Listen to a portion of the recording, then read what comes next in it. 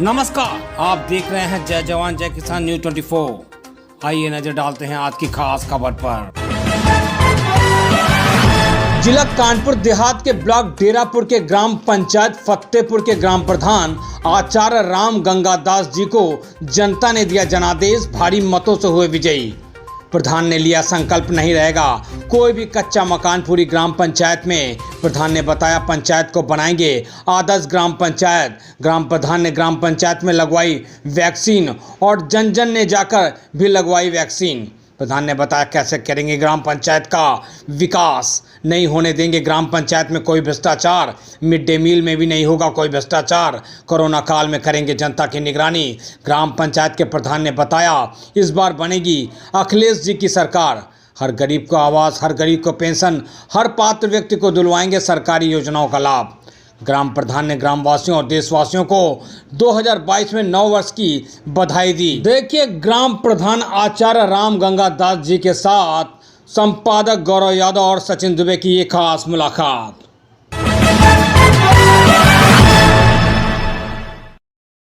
नमस्कार, आप देख रहे हैं जय जवान जय किसान न्यूज 24। मैं गौरव यादव।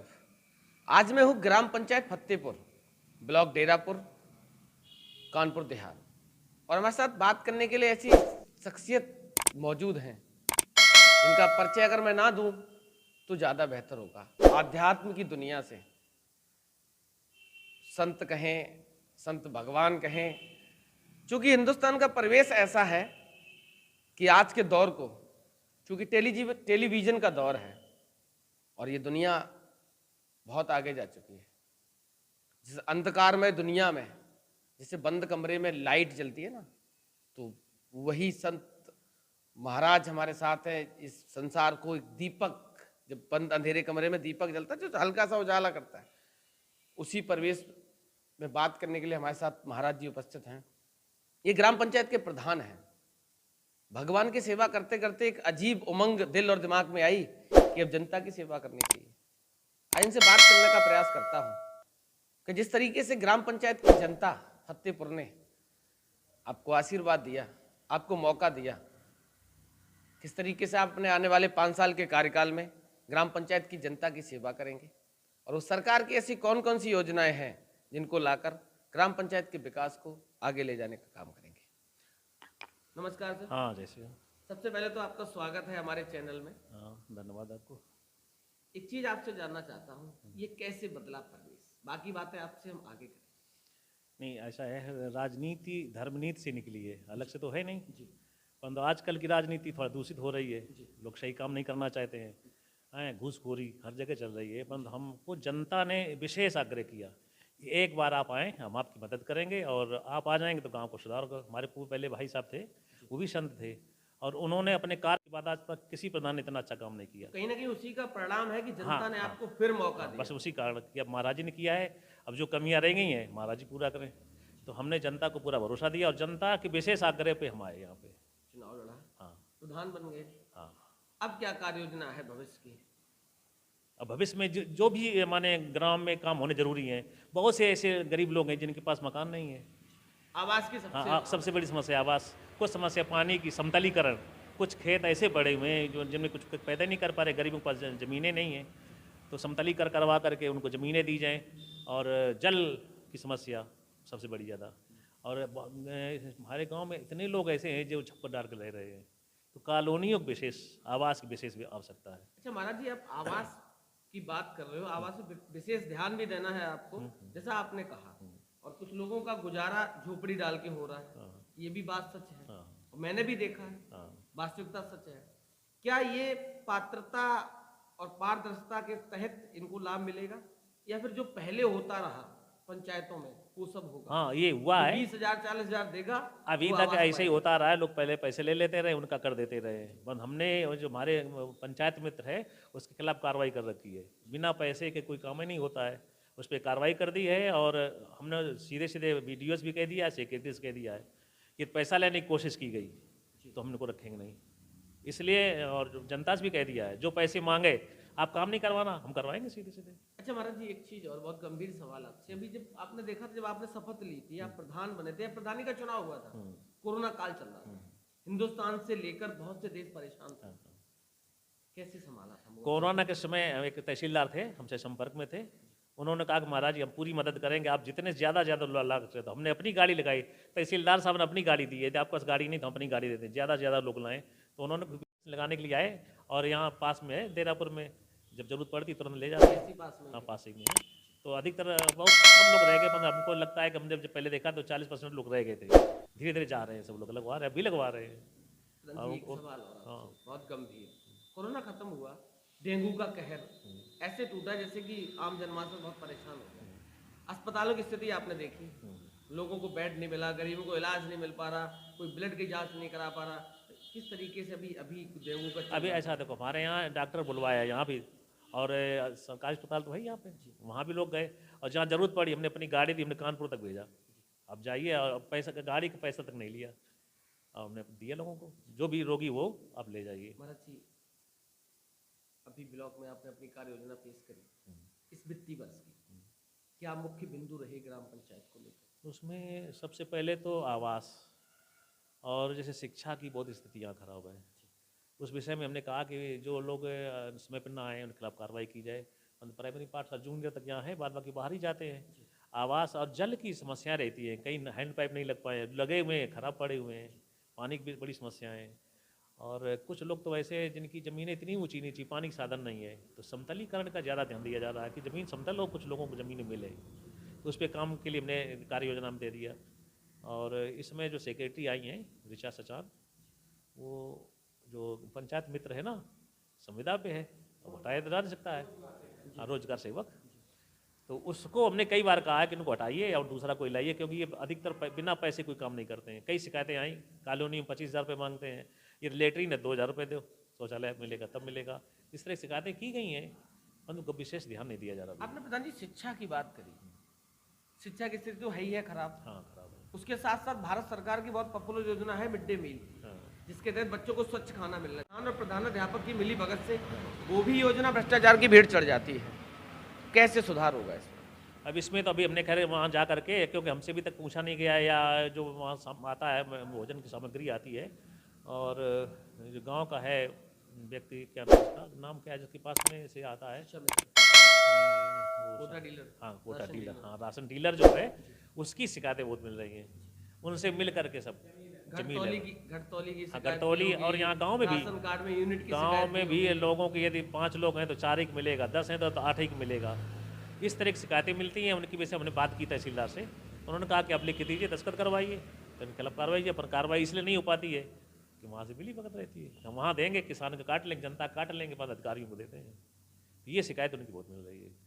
पारदर्शिता कैसे रखेंगे पूरे 5 साल के कार्यकाल में भ्रष्टाचार को लेकर? हमने तो एक समिति अलग से बना दी, वैसे तो सदस्य लोग हैं, सबको जिम्मेदारी दी, एक समिति अलग से बनाई है कि जहाँ जो भी कमी दिखाई दे, समिति जो निर्णय करेगी वही काम होगा।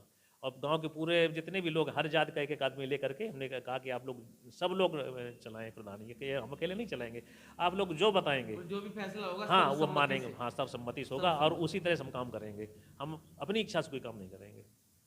तो ये हमने एक समिति बना रखी कुछ लोगों की, प्राइवेट अभी, हाँ, तो वो लोग जो जैसा निर्णय करते हैं वही काम होना, कहाँ से होना है वो लोग बताएंगे, वही होगा। ये नहीं किसी ने वोट दिए कि नहीं दिए, काम सबका होना। प्रधान जी, ग्राम पंचायत से ऊपर ले जाता हूँ, अभी हाल ही में पंचायत चुनाव संपन्न हुआ, 4-5 महीने का समय व्यतीत हुआ है, धीरे धीरे इतना ही समय बचा है विधानसभा चुनाव में। इस बार ग्रामीण इलाकों में रहने वाली जनता कि क्या मूलभूत मुद्दे होंगे इस बार का चुनाव किन मुद्दों पे होगा, क्योंकि ये वाला चुनाव उत्तर प्रदेश की दिशा और दशा को तय करेगा। इसमें सबसे बड़ी समस्या किसानों की है। किसानों की इतनी समस्याएं, जो फसल बोई जा रही है, जानवरों की वजह से बच नहीं रही है, अब उनको फसल नहीं कैसे करें। तो किसान लोग तो इसीलिए लड़े कि हमें कम से कम, हमें जो ज़मीन का पैदावार है वो तो मिले अच्छी तरह से, वो मिल नहीं रही है।